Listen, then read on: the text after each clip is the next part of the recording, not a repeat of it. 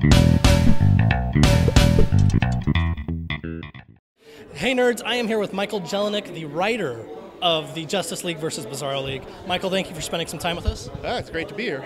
Now, Lego movies have a very unique style of humor. Did you have to go to like Lego boot camp before writing this? You absolutely do have to go to Lego boot camp because you have to put yourself in that Lego frame of mind because that just changes everything you do with the storytelling, how you tell the stories, how the characters are represented. So, and just the silliness, you have to get into that sort of silly parody sort of mind frame for the property. So yeah, there's sort of a little bit of a boot camp going in.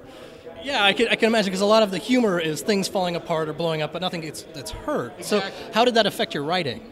We definitely write towards all that stuff. We want to have set pieces where characters are getting sort of blown apart, but again, they're not getting hurt, so it's very sort of friendly for the little kids and no one has to worry about anything. We all want vehicles constantly getting blown up and put back together, so it's absolutely something we're all thinking about. And what's a new cool way to you take advantage of these Lego toys and make them fun.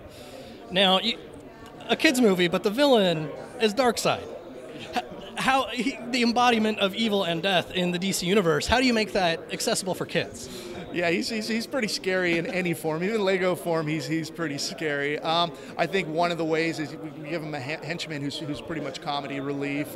We definitely pull back on the portrayal of him. It's not the same Darkseid you're going to see in the comic. And there's just so much fun and comedy happening around. I think it takes away from the scariness of that character, but he's still a big threat, and that was one of the goals of picking him. We wanted to pick one of the biggest threats out there, and something that would be cool to see as a Lego figure too.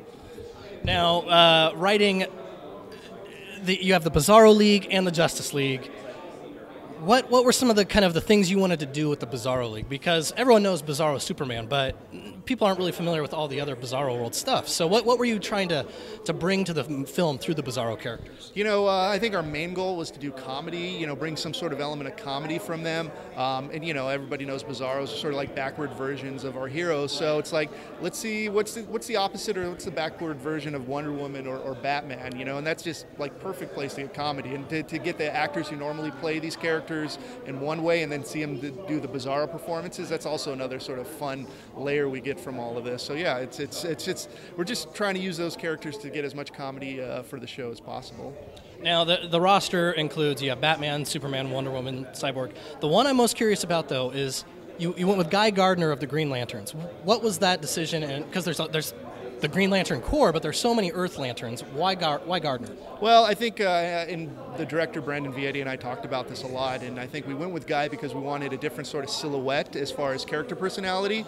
Hal is sort of more heroic in the sense of Superman and Batman, whereas Guy is a little bit of a lovable jerk. So it gives instantly a different sort of character personality to play off of, and it's almost even more fun to see the opposite of jerky Guy Gardner than to see the opposite of Hal, So that was mostly where we were going with that. I was going to ask, because you do seem, just in the trailer, you do seem to take a lot of shots at Guy Gardner with Bizarro Lantern. Yeah, absolutely. I mean, Gardner is just a fun character sort of to pick on because he's like I say, he's a lovable jerk. So he's somebody you could tease and make fun of, and no one's going to really feel too bad about it. And he's funny too.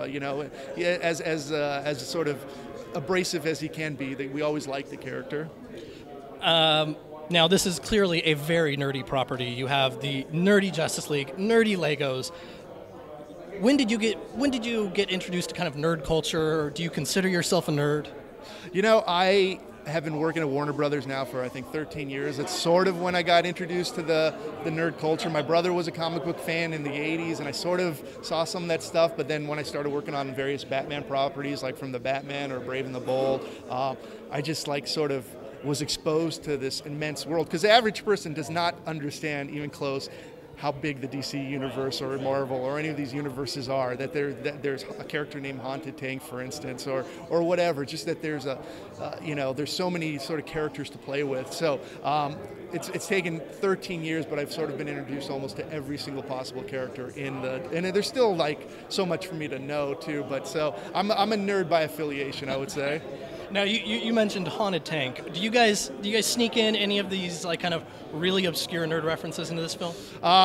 There's definitely sort of Easter eggs and cameos and those sorts of things in the movie. I don't think Haunted Tank, unless I missed it, makes an appearance. But I'm going to make a request and see if we get a Haunted Tank because that'd be pretty cool Lego fig.